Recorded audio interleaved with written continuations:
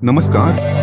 मैं हूं आपका दोस्त और होस्ट विपुल। तो आज हम चर्चा करेंगे एक ऐसे सिद्धांत की जो सदियों से हमारी संस्कृति का आधार रहा है।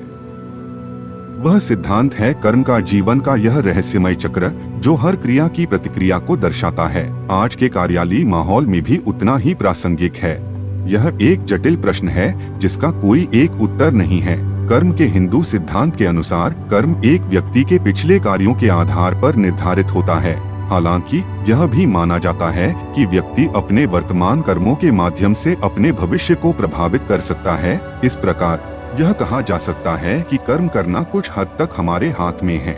हम अपने वर्तमान कार्यों के माध्यम से अपने भविष्य को प्रभावित कर सकते हैं, लेकिन हम अपने पिछले कर्मों को नियंत्रित नहीं कर सकते हैं। हम अपने इरादों और दृष्टिकोण को नियंत्रित कर सकते हैं। जब हम अच्छे इरादों के साथ कार्य करते हैं तो हम सकारात्मक कर्मों को उत्पन्न करते हैं।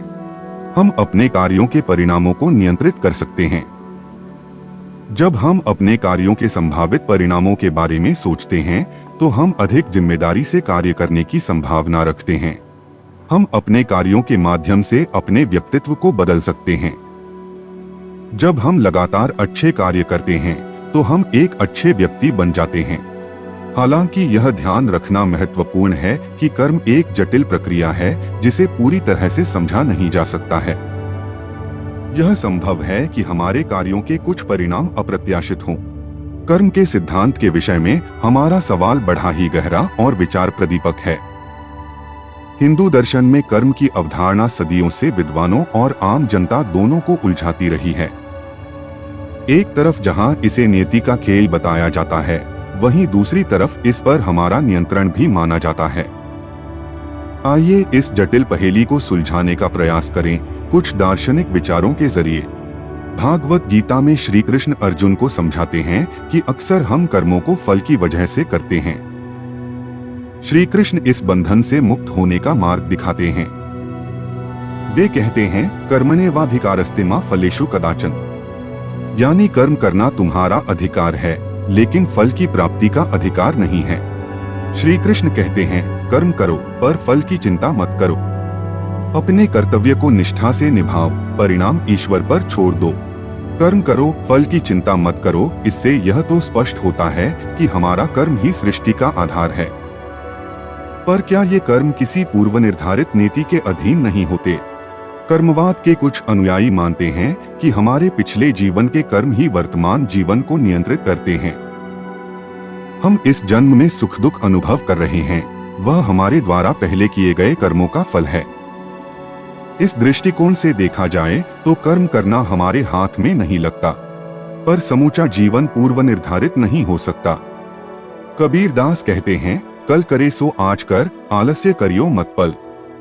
पल पल पर छूटती है गति समय की चाल, यानी वर्तमान में लिया गया हर निर्णय हमारे भविष्य को ही गढ़ता है। स्वामी विवेकानंद हमें याद दिलाते हैं, तुम वो नहीं हो जो तुम सोचते हो, तुम वह महान शक्ति हो जो सोच भी नहीं सकती। हम अपने विचारों और कार्यों के स्वामी हैं। इस दृष्टिकोण से कर्म हमारा चुनाव बन जाता है। शंकराचार्य के कर्म दर्शन कहते हैं, हमारे कर्म माया नाम के भ्रम से जुड़े हैं जो असली सच्चाई ब्रह्मा को छिपाता है। ये कर्म भविष्य के अनुभव तय करते हैं, पर सच्ची मुक्ति माया को समझने और ब्रह्मा से मिलने में है, जहां कर्म का बंधन नहीं रहता। जीव व्यक्तिगत आत्मा है जो कर्म का फल भोगता है। ईश्वर सार्वभौमिक चेतना है जो कर्म से परे है पर सब देखता है। यह हमें जिम्मेदारी लेने की याद दिलाता है और ईश्वर की उपस्थिति का पता भी देता है। कर्म के चक्र से मुक्त होने के लिए ज्ञान, ब्रह्मा का बोध जरूरी है।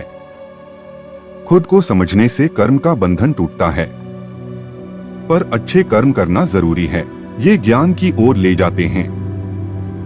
बिना किसी स्वार्थ के किए गए कर्म अच्छे होते हैं। ये हमें कर्म के चक्र से अलग करते हुए समाज की भलाई करते हैं। धीरे धीरे ऐसे कर्म कर्म के बंधन को कम करते हैं। अंत में मोक्ष ही जन्म मृत्यु के चक्र से मुक्ति का लक्ष्य है। ब्रह्मा को जानने और माया से परे जाने से कर्म और उसके फल का बंधन खत्म होता है। ये मुक्ति सजा से बचने के लिए नहीं, बल्कि सही समझ और अच्छे कर्मों से मिलती है। शंकराचार्य का कर्म दर्शन सरल शब्दों में कहे तो हम जैसे कर्म करते हैं वैसे फल पाते हैं। ये कर्म हमारे भविष्य बनाते हैं, लेकिन सब कुछ सिर्फ कर्म नहीं। इस दुनिया में भ्रम माया भी है जो हमें असली सच्चाई ब्रह्मा से दूर रखता है।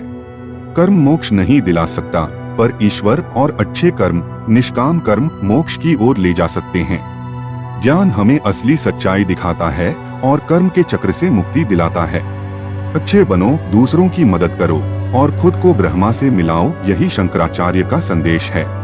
नागार्जुन का कर्म दर्शन हमें जिंदगी की नदी में नाविक की तरह समझने की प्रेरणा देता है। जहां हवा पूर्व कर्म तो तय करती है हम किस दिशा में बहते हैं, लेकिन पतवार वर्तमान कर्म हमारे ही हाथ में होती है। वो कहते हैं हम जो चुनते हैं वही करते हैं, वो ही कर्म बनाते हैं। ये हमारी नाव को हिलाते हैं। हम जो करते हैं उसका प्रभाव पड़ता है, लेकिन वह वैसा ही नहीं होता जैसा लगता है। कर्म थोड़ा जटिल है। हम अच्छे कर्म कर सकते हैं, लेकिन यह गारंटी नहीं है कि हमें अच्छे फल मिलेंगे। इसी तरह हम बुरे कर्म कर सकते हैं, लेकिन यह गारंटी नहीं है कि हमें बुरे फल मिलेंगे। नागार्जुन कहते हैं कि कर्मों के फल का निर्धारण कई कारकों से होता है, जैसे कि हमारे पूर्व जन्मों के कर्म, हमारा वर्तमान कर्म और हमारे आसपास की स्थितियां। लेकिन फल वो हवा के साथ बदलते हैं, हम तय नहीं कर सकते। कभी अनुकूल धारा तो कभी तूफान। एक किसान मेहनत से खेती करता है, यह उसका कर्म है।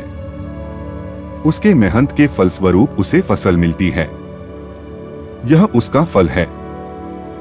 यहाँ किसान के पास यह चुनने का विकल्प है कि वह खेती करे या न करे, यह उसकी मर्जी है। लेकिन फसल का आना जाना उसके नियंत्रण से बाहर है। यह कई कारकों से प्रभावित होता है, जैसे कि मौसम, मिट्टी की गुणवत्ता और कीटों का प्रकोप। इसलिए किसान को चाहिए कि वह बस मेहनत से खेती करे और फसल के आने जाने की चिंता न करे। तो जिंदगी फल की चिंता में बिताने से क्या फायदा? अच्छा करो, हवा चाहे जैसी हो, नाव सही रास्ते पर ही चलेगी। अगर किसी गलती से नाव हट गई, पछतावे से ना बैठो। पतवार मजबूत करो, दिशा बदलो, नया रास्ता बनाओ। सब कुछ खालीपन, शून्यता से बना है, इसलिए कर्म को भी बहुत बड़ा न बनाएं। कर्म जरूरी है, पर हाइप ना दे। नागार्जुन हमें कर्म करते रहने पर उस पर हद से ज्यादा जोर न देने की सलाह देते हैं। संयम से कर्म करो, चिंता मत करो। कर्म के सिद्धांत को समझने के लिए न केवल शास्त्रों का ज्ञान बल्कि अपने अंतर्मन का मार्गदर्शन भी आवश्यक है। गुरु नानक कहते हैं, करनी करे सो फल चाखे, यानी कर्मों का परिणाम भले ही अनिश्चित हो, पर कर्म करना ही हमारा परम कर्तव्य है। कबीरदास हमें सलाह देते हैं, जो जैसा करेगा सो वैसा ही भरेगा। हर कर्म का फल मिलता है, भले ही देर से। यही हमें अच्छे कर्मों का मार्ग अपनाने की प्रेरणा देता है। शायद सत्य कहीं बीच में है। कर्म शायद नियति और स्वतंत्रता का एक नृत्य है। जीवन की परिस्थितियां हमारे पिछले कर्मों की छाया हो सकती हैं, लेकिन वर्तमान में हर लिया गया निर्णय, हर उठाया गया कदम उस छाया को हल्का या गहरा कर सकता है। कर्म सिर्फ क्रिया नहीं है, यह इरादे, उद्देश्य और परिणाम का समावेश है। हर कर्म एक कंकड़ है जिसे हम जीवन के सरोवर में डालते हैं। लहरें चाहे धीमी हो या तेज, वे लौटकर जरूर आएंगी। इस समझ के साथ अब जिम्मेदारी का आभास होता है। कर्म का सिद्धांत हमें जड़ कर्मकांड नहीं बल्कि सजग कर्तव्य बोध की ओर ले जाता है। यह कहता है कि हमारा इरादा, हमारा प्रयास हमारे भविष्य का निर्माण करता है। भले ही परिणाम हमारे हाथ में न हो, लेकिन उन परिणामों को सकारात्मक बनाने की प्रेरणा हमारे हाथ में ही है। कर्म का सिद्धांत हमारे लिए यह संदेश लेकर आता है कि जीवन एक अधूरी किताब है। हर पल के साथ यह कहानी बदलती रहती है। कल के कर्म आज की पृष्ठभूमि हो सकते हैं, लेकिन आज का हमारा चुनाव ही अगले अध्याय को लिखता है। हम शायद इस कहानी के लेखक नहीं हो सकते, लेकिन इस कहानी में निभाई जाने वाली भूमिका का चुनाव हमारे ही हाथ में है।